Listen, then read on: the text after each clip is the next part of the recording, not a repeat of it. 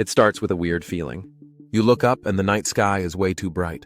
The moon, our old buddy in the sky, looks massive, and you can see its craters in insane detail. Then you see the tides. They're creeping way too far up the beach. They're way too high and they're way too strong. At first it's just weird, but day by day, hour by hour, that weird feeling turns into pure terror. Our closest neighbor, the thing that watches over us every night, is getting closer. This isn't a movie. This is what would happen if the moon fell out of the sky and came straight for us. For billions of years, the moon has been our perfect partner, locked in a dance that literally made life on Earth possible. It stops our planet from wobbling like crazy, which prevents insane climate swings, and its gravity gives us our tides. But in this video, something has gone horribly wrong. Maybe a massive asteroid knocked it off course, or some other crazy cosmic event sent it spiraling right at us. The dance is over and now it's falling. As the moon gets closer, the first sign of total disaster isn't in the sky, it's in the water. With the moon at just half its normal distance, the tides aren't just waves anymore. They are monsters. Coastal cities that have been around for centuries are completely drowned by insane surges. We are talking about tides that could swell to 100 feet high, swallowing subways, highways, and entire downtowns. But the water is just the beginning. The moon's gravity isn't just pulling on our oceans, it's pulling on the entire planet. The actual ground beneath our feet starts to stretch and bulge towards the moon. This crazy stress unleashes a global geological nightmare. The Ring of Fire, where 90% of the world's earthquakes happen, erupts in a planetary chain reaction. Volcanoes that have been dormant for thousands of years roar back to life, choking the sky with ash. Earthquakes bigger than anything humanity has ever seen tear across continents, flattening cities that were miles away from any water.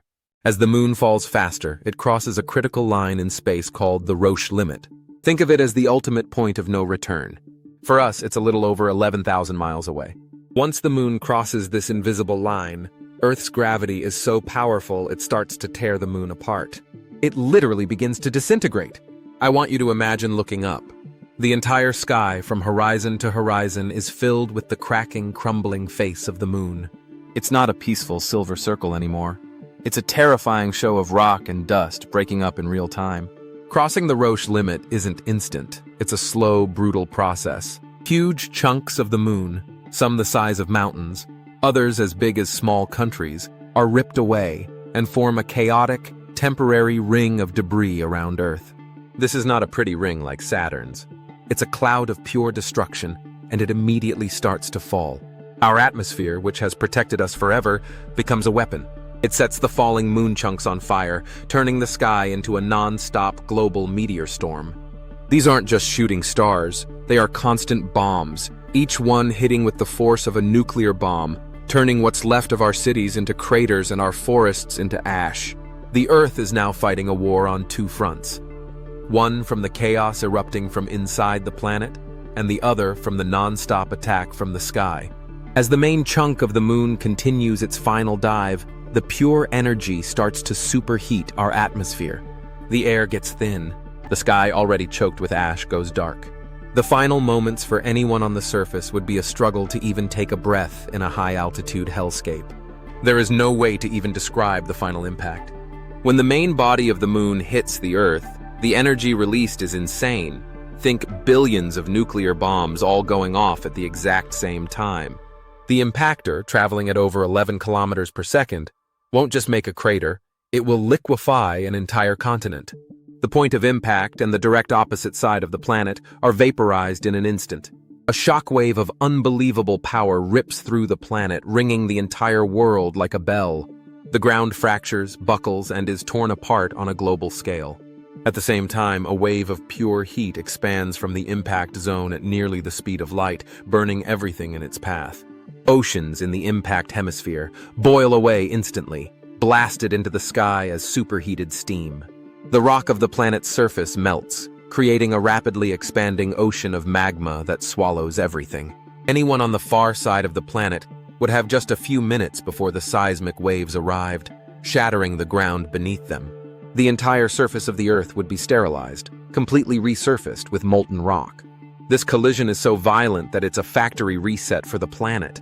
The Earth and Moon, which were born from a similar giant impact 4.5 billion years ago, are now one giant, messed-up ball. The planet's axis would be sent tumbling, and the length of a day could be drastically shortened by the energy of the collision.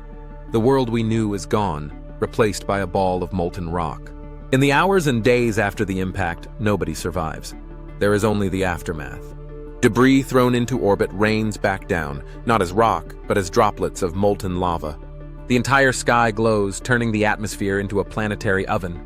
This heat ignites whatever is left, creating firestorms that burn any organic matter that wasn't already vaporized. Every single forest on Earth would burn. For any oceans that might have survived on the far side of the planet, the end comes as mega tsunamis. These aren't waves measured in feet, but in miles. They would scour the continents, washing over mountains and sweeping across entire land masses. The atmosphere is now a thick, toxic soup. Dust and vaporized rock block out the sun completely, plunging the planet into a darkness deeper than any night. This isn't a nuclear winter. It's an impact winter that makes the one that killed the dinosaurs look like a brief cold snap. Without sunlight, photosynthesis stops. The foundation of all life is wiped out in an instant. So what's left after all the fire and insanity? Not much.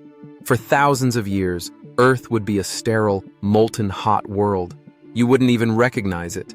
A deep magma ocean would cover its surface, slowly cooling over centuries. The atmosphere would be thick with carbon dioxide and toxic gases, way too hot for liquid water. Eventually, over thousands of years, the planet would cool down. The water vapor in the atmosphere would finally fall as a blistering acid rain, slowly reforming the oceans. But this new Earth would be a completely alien planet. It would be a world without a moon. Its axis would be unstable, leading to chaotic and extreme seasons. The 24-hour day would be gone, replaced by a much faster rotation. Could any life survive this? It's almost impossible. An event this violent would sterilize the entire surface. The only slimmest chance for survival is deep within the Earth's crust. It's possible that tiny microbes, bacteria that live in superheated, high-pressure places, might survive the cataclysm, waiting in the deep rock for the surface to become livable again. If anything at all was left, it would be these simple life forms, buried deep within a world that had been completely reset.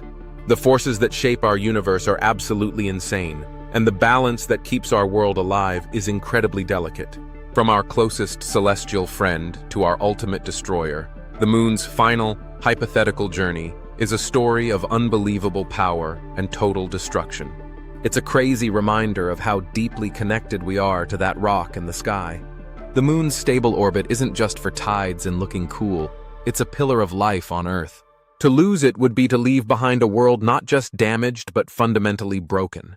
What would be left is not a civilization, not an ecosystem, but a planet forced to start over from scratch, in darkness and in silence. Let us know in the comments what other cosmic what-if you want us to tackle next. If your mind is blown by cosmic disasters like this one, make sure to subscribe and hit that notification bell.